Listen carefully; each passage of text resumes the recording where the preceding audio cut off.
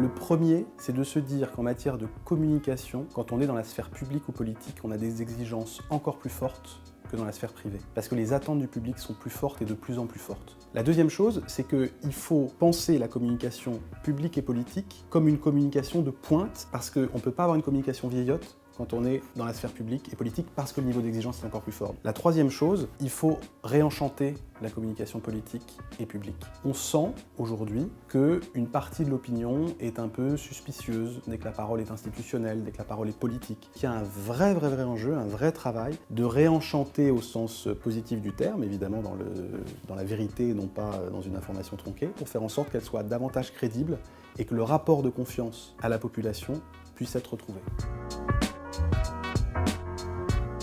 Il y a plusieurs choses qui ont changé.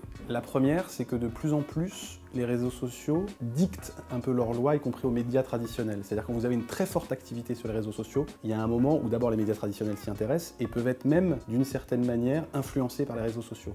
Et donc du coup, quand on est dans les métiers de la communication, il faut évidemment traiter les médias traditionnels, les renseigner, avoir un lien avec eux, mais il faut aussi avoir une approche des médias sociaux qui passe par la veille, qui est très importante, et aussi une stratégie d'influence sur les médias sociaux.